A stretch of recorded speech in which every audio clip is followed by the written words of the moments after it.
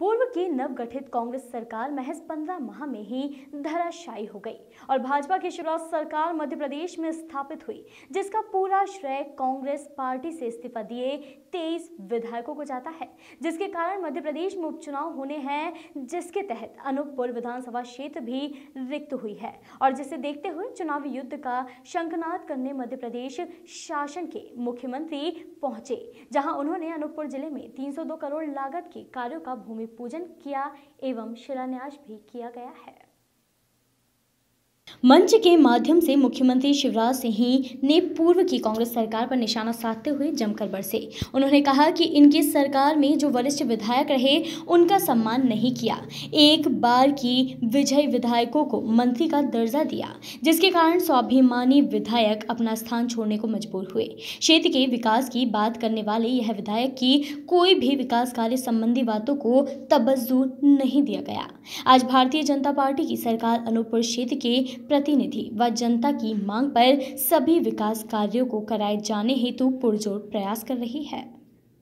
अनूपपुर क्षेत्र से भाजपा प्रत्याशी एवं वर्तमान मंत्री बिसाहू लाल सिंह के नेतृत्व में विकास कार्यों में कमी नहीं आने दूंगा। जो भी कांग्रेस की सरकार ने पूर्व की जनहितैषी योजनाओं को बंद कर दिया था, हमने पुनः प्रारंभ कर दिया है। लाडली लक्ष्मी योजना, संबल योजना जैसे तमाम योजनाएं जिससे प्रदेश की जनता का भला होता था, वह सभी का लाभ अब फिर से मिल सकेगा और विकास का साथ देने के लिए भारतीय जनता पार्टी के प्रत्याशी वर्तमान मंत्री बिसाहू लाल सिंह को भारी बहुमत से जीत दिलाना है। अनूपपुर क्षेत्र से पूर्व विधायक एवं विधानसभा उपचुनाव के संचालक रामलाल रोतेल मंच से नदारद होकर जनता के बीच बैठे नजर आए, जो आम जनमानस में चर्चा का विषय बन रहा है।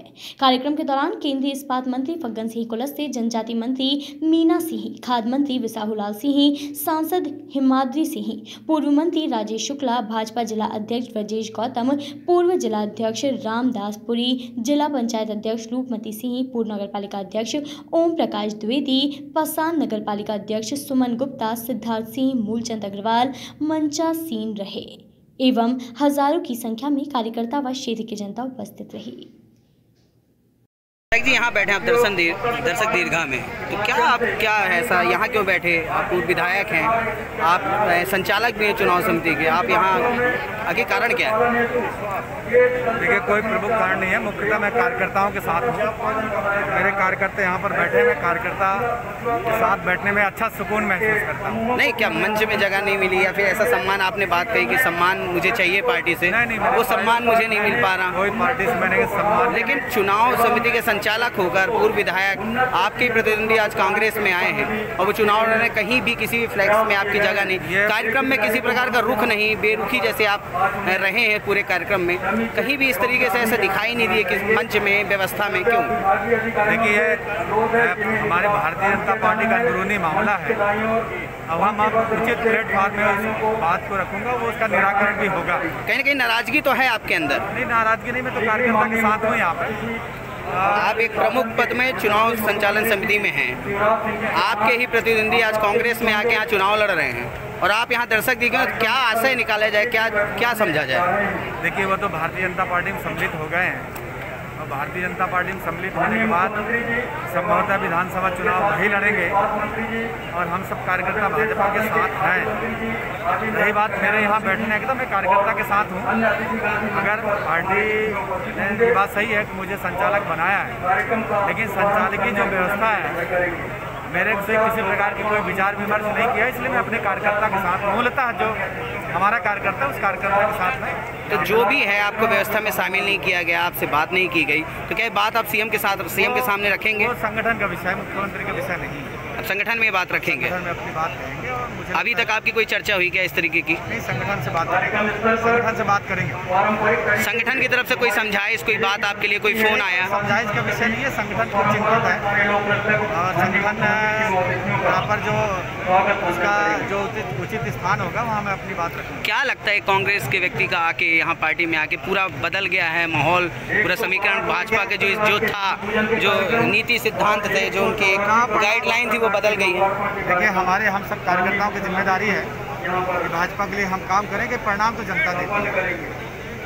इसलिए हम भाजपा के पक्ष में माननीय मुख्यमंत्री जी की जो लोकप्रियता है, उनकी जो योजनाएं हैं, स्कीम है, उसको लेके हम जनता के समक्ष जाने वाले हैं और हमें पूर्ण उम्मीद है भाजपा के पक्ष में जनता अपनी समर्थन व्यक्त करेगी। और जन कल्याणकारी योजनाओं के लाभ का वितरण करने आज आया था। मैं बिसाहू लाल सिंह जी को धन्यवाद देता हूँ कि वो कांग्रेस जो कभी विकास के काम नहीं कर रही थी, कमलनाथ और दिग्विजय सिंह को ना वादे निभा रहे थे ना वचन पूरे कर रहे थे। मध्य प्रदेश को भ्रष्टाचार का अड्डा बना दिया था और जब इनके विकास के काम नहीं हुए, एक के बाद एक योजना बंद होती गई, वादे पूरे नहीं किए, उन्हें कांग्रेस को अलविदा कहा और अपने कैरियर को दांव पर लगाए, इस्तीफा दिया और भारतीय जनता पार्टी ज्वाइन की और इसी कारण भारतीय जनता पार्टी की सरकार बनी है। आज इनके कहने पर, पार्टी के कहने पर जो काम विकास के मांगे वो विकास के काम हमने यहाँ दिए हैं और जितनी भी जन कल्याणकारी योजना कांग्रेस की सरकार ने बंद कर दी थी वो सब फिर से प्रारंभ कर दी है, चाहे वो संबल योजना हो, अन्य योजना हो। और मुझे गर्व है इनको मैंने राशन का मंत्री बनाया, फूड मिनिस्टर, खाद्य नागरिक आपूर्ति। 37 लाख नए नाम जिन गरीबों के नहीं थे 1 रुपया किलो की सूची में, उनके नाम जोड़ने का काम हमने किया है, इन्हें किया है, ये बधाई के पात्र है। और आज इस कार्यक्रम में आके मैं निश्चित तौर पर मुख्यमंत्री जी जल्दी से बात कर लेंगे। मुख्यमंत्री जी पूर्व विधायक नीचे बैठे रह गए, मंच में नहीं आए, वो उनके अंदर नाराजगी थी। मुख्यमंत्री विधायकों का मुख्यमंत्री जी एक चीज और, पितृपक्ष में कौन लोकार्पण करता है? मुख्यमंत्री जी पितृपक्ष में कौन भूमि पूजन करता है? थोड़ा जवाब दे दीजिए इसका। मुख्यमंत्री जी ये बताइए कौन भूमि पूजन करता है? शुभ काम पितृपक्ष में किया आपने? मुख्यमंत्री जी चला के रास्ता कर लिया। मुख्यमंत्री जी बताइए के लिए कोई फोन आया? समझाइश का विषय नहीं है, संगठन को चिंतित है और संगठन यहाँ पर जो उसका जो उचित स्थान होगा वहाँ मैं अपनी बात रखूँगा। क्या लगता है कांग्रेस के व्यक्ति का आके यहाँ पार्टी में आके पूरा बदल गया है माहौल, पूरा समीकरण भाजपा के जो था, जो नीति सिद्धांत थे, जो उनके गाइडलाइन थी वो बदल गई है? देखिए हम सब कार्यकर्ताओं की जिम्मेदारी है कि भाजपा के लिए हम काम करेंगे, परिणाम तो जनता देती है। इसलिए हम भाजपा के पक्ष में माननीय मुख्यमंत्री जी की जो लोकप्रियता है, उनकी जो योजनाएं हैं, स्कीम है, उसको लेके हम जनता के समक्ष जाने वाले हैं और हमें पूर्ण उम्मीद है भाजपा के पक्ष में जनता अपनी समर्थन व्यक्त करेगी। और जन कल्याणकारी योजनाओं के लाभ का वितरण करने आज आया था। मैं बिसाहू लाल सिंह जी को धन्यवाद देता हूँ कि वो कांग्रेस जो कभी विकास के काम नहीं कर रही थी, कमलनाथ और दिग्विजय सिंह को ना वादे निभा रहे थे ना वचन पूरे कर रहे थे। मध्य प्रदेश को भ्रष्टाचार का अड्डा बना दिया था और जब इनके विकास के काम नहीं हुए, एक के बाद एक योजना बंद होती गई, वादे पूरे नहीं किए, उन्हें कांग्रेस को अलविदा कहा और अपने कैरियर को दांव पर लगाए, इस्तीफा दिया और भारतीय जनता पार्टी ज्वाइन की और इसी कारण भारतीय जनता पार्टी की सरकार बनी है।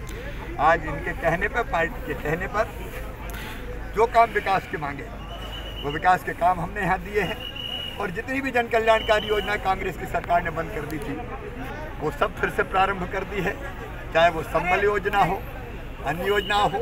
और मुझे गर्व है इनको मैंने राशन का मंत्री बनाया, फूड मिनिस्टर, खाद्य नागरिक आपूर्ति। 37 लाख नए नाम जिन गरीबों के नहीं थे 1 रुपया किलो की सूची में, उनके नाम जोड़ने का काम हमने किया है, इन्हें किया है, ये बधाई के पात्र है। और आज इस कार्यक्रम में आके मैं निश्चित तौर पर मुख्यमंत्री जी जल्दी से बात कर लेंगे। मुख्यमंत्री जी पूर्व विधायक नीचे बैठे रह गए, मंच में नहीं आए, वो उनके अंदर नाराजगी थी। मुख्यमंत्री जी एक चीज और, पितृपक्ष में कौन लोकार्पण करता है? मुख्यमंत्री जी पितृपक्ष में कौन भूमि पूजन करता है? थोड़ा जवाब दे दीजिए इसका। मुख्यमंत्री जी ये बताइए कौन भूमि पूजन करता है? शुभ काम पितृपक्ष में किया आपने? मुख्यमंत्री जी चला के रास्ता कर लिया। मुख्यमंत्री जी बताइए